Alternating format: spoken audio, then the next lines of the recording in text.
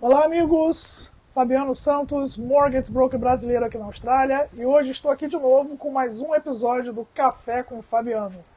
Lembrando, gente, que esse quadro aqui eu vou estar trazendo clientes, né, e partners nossos aí que participam do processo de compra e trazendo a visão deles em relação ao processo. Eu, o Alva, a gente sempre grava muitos vídeos com a nossa visão de broker. O objetivo aqui nesse quadro é sempre trazer a visão ou de um parceiro ou a visão de um cliente. E hoje aí eu tenho o prazer de trazer aqui a Gisele Reed, nossa parceira aí há muito tempo. Gisele é advogada, solicitor aqui, que representa muitos dos nossos clientes, principalmente aqui em Queensland. Então eu trouxe a Gisele aqui para a gente bater esse papo descontraído, tomar um cafezinho. Obrigada, Fabiano. Bem-vinda, Gi. A oportunidade. Ao pessoal da Capa, Alvi e Fabiano, por trazer essa oportunidade para a comunidade brasileira para a gente discutir alguns pontos aí super importantes, né, na compra de um imóvel. Beleza, então não tem como fugir, né, Gi? Como eu estou tratando você aqui, advogada, solicitor, da gente focar principalmente nos pontos principais aí, onde que o solicitor ajuda nesse processo, né, no contrato, nas inspections, em algumas conditions, no settlement. Então eu vou falar um pouquinho do processo de compra e trazer aqui os pontos onde que a Gi pode nos ajudar. Gi, então vamos lá, né? Falando um pouquinho do processo de compra, o cliente nos procura, vê se ele tem um pre-approval, e aí a gente coloca ele na posição financeira que ele pode ofertar, vai à caça, vai às ofertas, faz as ofertas e a oferta é aceita. Né? Quando a oferta é aceita, normalmente é onde que a gente fala, opa, agora o broker sai um pouquinho de cena, é onde que a gente traz aí um player, né, para estar ajudando a gente, que vai encabeçar agora a situação, que é você, que é o solicitor, para ajudar os nossos clientes com o quê? Com o contrato. Né? Ele fez a oferta foi aceita, ele recebeu um contrato para assinar, para ir em frente com essa compra. Gi, diz aí pra gente, né, nesse momento que você entra, que a gente apresenta você para os nossos clientes, quando ele tem que assinar esse contrato, antes de assinar, rever junto contigo esse contrato, os principais pontos que esse cliente aí tem que tomar cuidado. Certo. Assim, logo que a oferta é aceita, né, como o Fabiano já mencionou, é aí que a gente entra em cena, né? Então, normalmente o real estate agent, ele vai, prepara o contrato, né? E o que eu falo sempre é que o real estate agent, ele tem a capacidade de preparar o contrato, mas é sempre legal ter um solicitor, um advogado, para rever as cláusulas desse contrato, para entender a situação particular do cliente, para ver se tem algumas condições ali importantes que vão estar no contrato. Uma delas, né, seria o finance condition. Perfeitamente.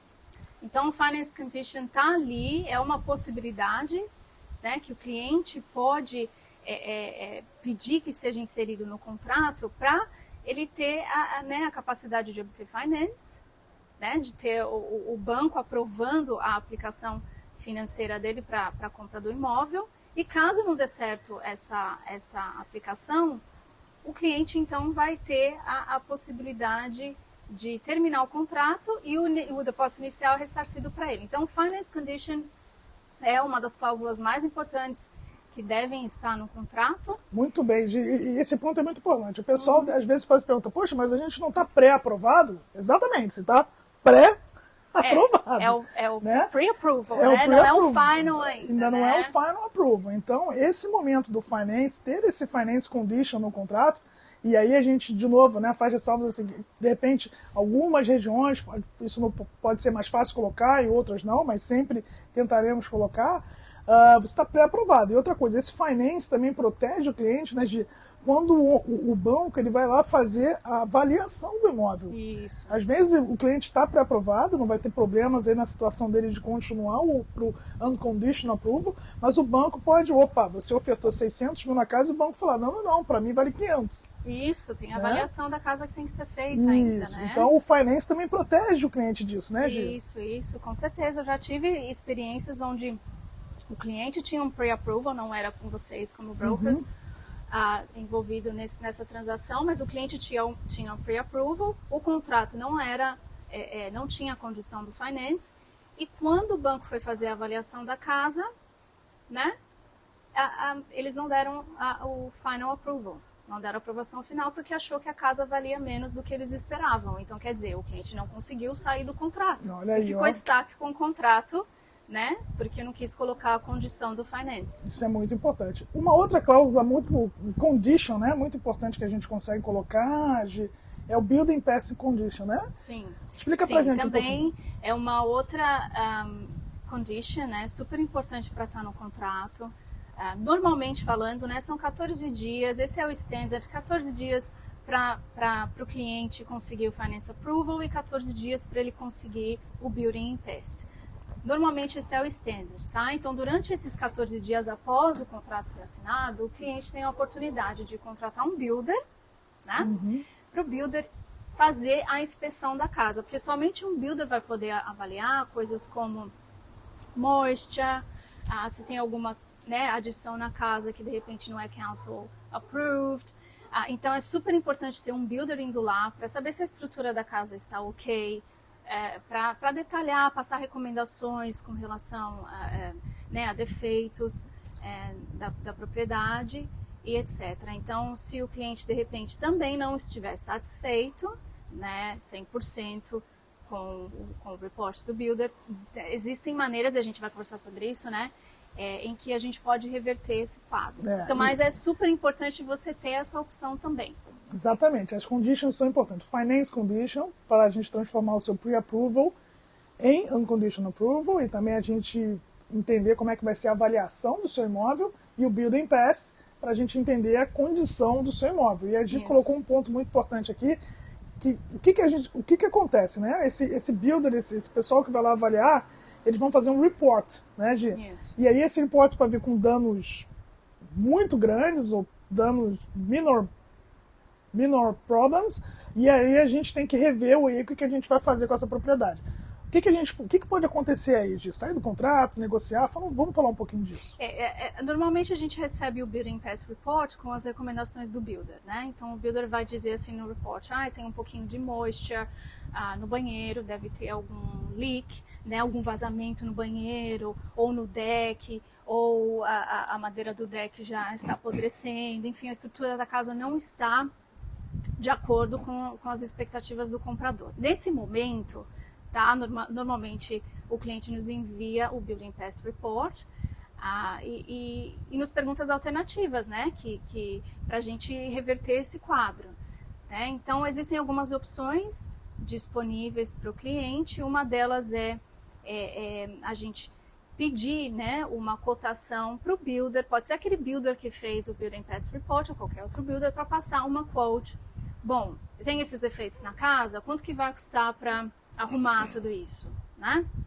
Então, o builder passa uma certa cotação e aí a gente pode solicitar a redução do valor do imóvel.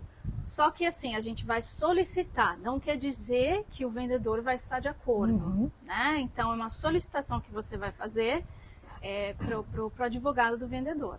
Essa é uma das opções. E às vezes o vendedor ele aceita, às vezes ele aceita parcialmente, né? Aceita parcialmente. E às vezes ele não aceita, né? E a aí... gente pode chegar no middle term, mas é sempre a gente ter, o importante é a gente sempre ter esse poder de negociação.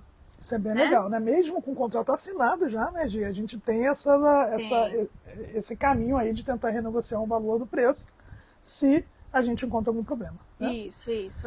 Pelo menos solicitar, né? Para saber qual que vai ser a posição do comprador. Existem circunstâncias em que os clientes, né? Depois que viram as recomendações do builder, desejam não proceder com a compra do imóvel. Tá? Então, essa decisão é uma decisão muito pessoal. Né? Eu estava conversando com o Fabiano antes sobre isso. Então, assim, muitos clientes perguntam qual que é, o que você faria, né, se você tivesse esses defeitos. Bom, nós podemos dar, né, um aconselhamento profissional, mas não pessoal. Assim, coisas que vão, de repente, para o cliente são... né, coisas super importantes ou major, para mim vai ser só questões estéticas que podem ser arrumadas rapidamente, né? Enfim, então é uma questão muito pessoal, porque afinal de contas, quem vai ficar, né? Quem vai pagar pelo imóvel e vai morar na casa é o cliente. Então, essa decisão final realmente tem que ser feita pelo cliente. Muito bom. Se deseja proceder ou não, né? E a gente estava conversando também, você falou também algumas preocupações com os additions que a gente pode ter na casa, né? Como decks. Fala um pouquinho desse ponto pra gente. Então, uma coisa para a gente levar em consideração. Quando a gente pega um contrato, quando a gente recebe um contrato assinado, a gente não, né, nós não vamos lá inspecionar a casa, né, fisicamente para ver o estado da casa.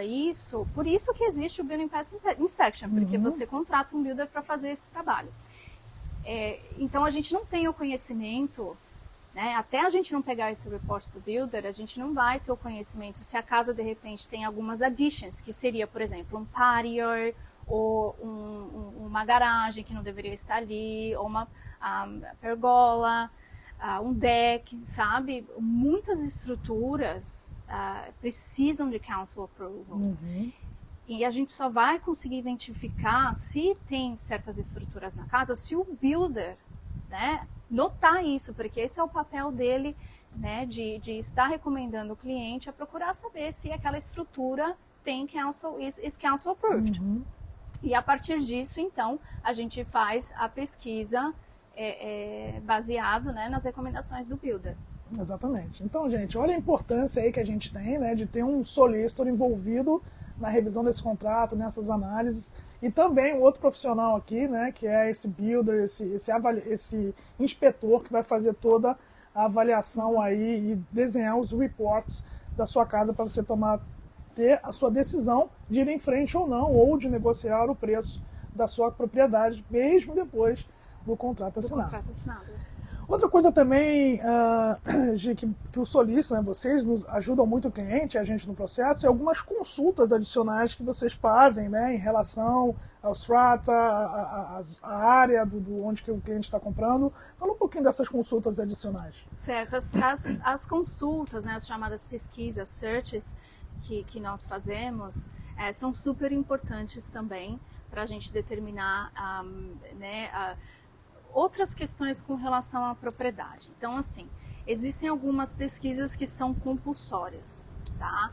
Que a gente obtém informações através do council, tá? Então, pesquisas compulsórias seriam, por exemplo, a cópia da escritura que a gente precisa obter, a cópia do plano, né, da casa, da planta, né, seria a planta da casa, a cópia das rates e da water search, da water charge, body corporate, se tiver, são coisas que a gente precisa fazer até mesmo para calcular, né, o valor que está pendente ali, né, que não foi pago ainda pelo vendedor, porque assim, todas as despesas da casa devem ser pagas pelo vendedor até o dia do settlement. Então a gente precisa fazer certos ajustes, porque a gente tem que levar em consideração que o council rates, por exemplo aqui na Gold Coast, né, ele vem a cada 6 meses, então tem que ajustar de acordo, proporcionalmente.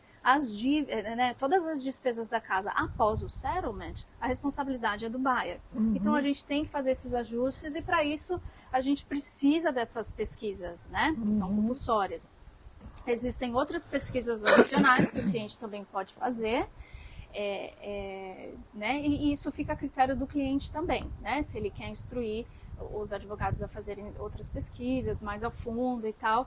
Todas essas pesquisas elas têm um custo adicional, porque elas são informações retiradas do council ou de qualquer outro departamento do governo, que precisam ser, né, existe sempre uma taxa envolvida para a gente obter cópia dessas pesquisas. Sim.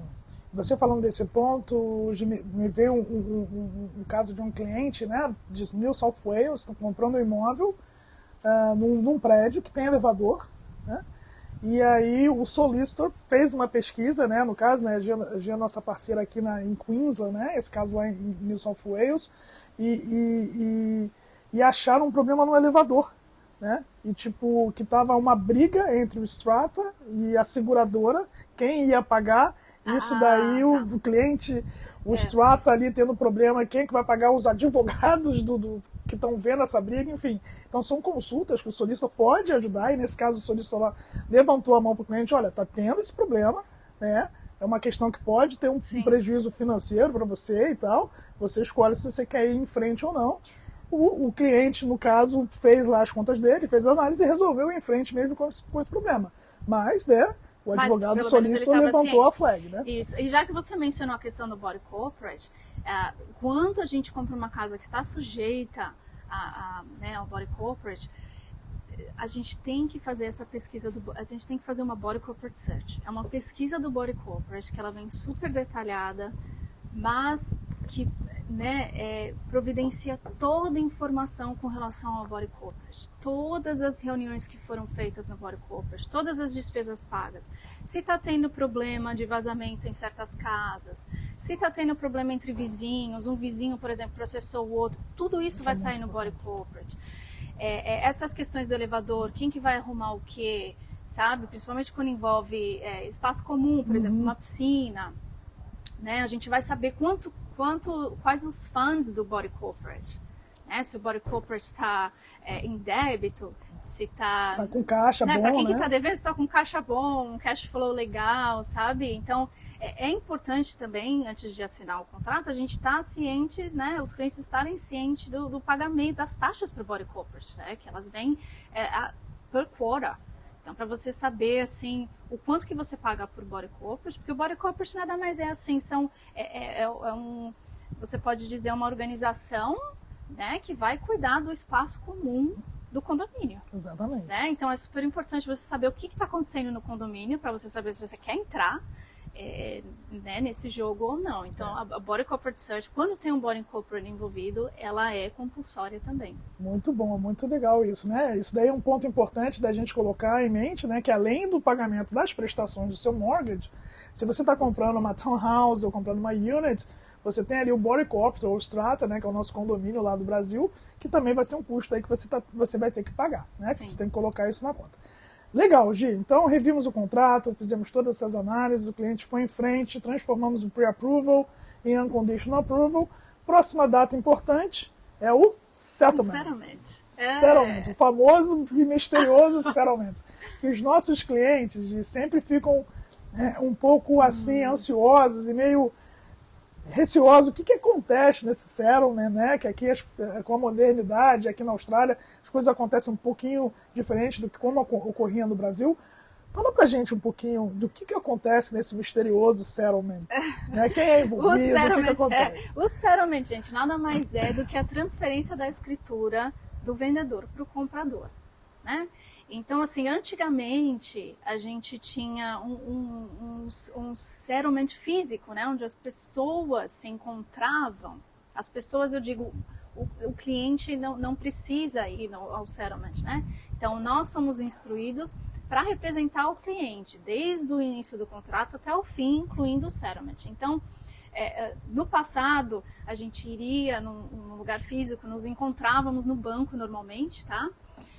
Então, seria o representante do comprador, o representante do vendedor, o banco do vendedor e o banco do comprador. Eram normalmente 4 pessoas envolvidas nesse processo que se encontravam fisicamente para trocar a escritura, né, fazer uma troca. A escritura, o cheque, enfim, as chaves da casa, tudo acontecia nesse momento. Hoje em dia, a gente tem um settlement eletrônico. Então, as pessoas não se encontram mais fisicamente, né? Então, tudo é feito através de uma plataforma online chamada PEXA. Através do PEXA, todas as partes, novamente, as mesmas partes citadas anteriormente, elas se encontram, né? Estão lá no mesmo horário, virtualmente, se encontram virtualmente para o settlement, que é o dia onde vai acontecer essa transferência da escritura, né? Então, tudo acontece eletronicamente. O dinheiro também é transferido do comprador para o vendedor. Se faltou alguma coisinha, né, do depósito. Eletronicamente, isso. Todos esses ajustes de depósito, de taxas de body corporate, da água, do council rate, tudo isso são cálculos que a gente faz para os clientes antes do settlement. Então, no settlement a gente vai ter ali uma quantia exata que deve ser transferida do comprador para o vendedor, ou do banco do comprador, né, para o banco do vendedor, ou para o vendedor, se o vendedor já não tiver mais um mortgagee envolvido. Ok, gente, deu para dar uma clareada melhor aí no que é o nosso misterioso settlement? Então é isso. Gi, nosso tempo aqui está acabando e tal, então dava pra gente ficar aqui conversando mais uma hora, né? Mas pra gente finalizar aqui, né? Eu sempre finalizo com isso. Vamos falar algumas dicas que você daria, né? A gente conversou um pouco sobre isso antes da gravação aqui. Dicas que você daria para os nossos clientes no processo. Tá. Uma das dicas importantes para os clientes a gente sempre passa uma cartinha, né, de recomendação para o cliente com datas específicas e críticas do contrato. Porque assim, um contrato, normalmente o standard período de um contrato são 30 dias. Então, em 30 dias a gente tem que fazer todo esse processo para, então, acontecer a transferência da casa. Então, tem datas críticas que eu sugiro sempre que o cliente anote, coloque na agenda, para não esquecer, né, e tá sempre ciente, né, como que é o processo. Então, assim, ler a nossa... Né, outra dica é para o cliente ler também as nossas recomendações, porque é super importante, afinal, a gente, né, o cliente está comprando a casa, a gente está ajudando por esse período de 30 dias, mas depois o cliente fica com o pagamento de mortgage, com o pagamento do body corporate. Então, está ciente, né, do processo, né, e ler as cartas, as recomendações que a gente manda, anotar as datas críticas. E essa é uma dica super importante, assim, que é logo no começo do processo. Show de bola. Gente, então tá aí, ó. Primeiro, né, ficar preocupado com as datas importantes do processo e ler as documentações, né? Vocês têm aí um broker, você tem aí o pessoal fazendo as inspections, você tem aí o solicitor, mas o contrato do mortgage, o contrato da casa, né, os reports dos builders, quem tem que ler também são vocês, o cliente, né? A gente está aqui para ajudar, a gente está aqui para fazer algumas recomendações, mas vocês não podem nunca terceirizar as decisões. Decisão final é sempre sua, sempre do cliente. Gi, muito obrigado. Eu que agradeço, muito obrigada pelo convite. Espero que tenha gostado tanto de gravar com a gente, do cafezinho. Nossa, delícia, obrigada. Espero que vocês aí tenham gostado também. Né? De novo aqui, estive com a Gisele Reed, da Reed Legal Group, nossa solicitor parceira. A gente vai deixar os detalhes da Gi também lá no nosso, quando a gente divulgar aí o vídeo. Espero que vocês tenham gostado. E se vocês quiserem saber dos pontos de vocês, propriamente dito, pessoal, da sua situação, por favor, marque um horário com a gente no www.capitafinancial.com.au/book. Vai ser um prazer pra gente ajudar vocês, tá bom? Até o próximo episódio. Tchau, tchau. Muito obrigada, gente. Tchau, tchau.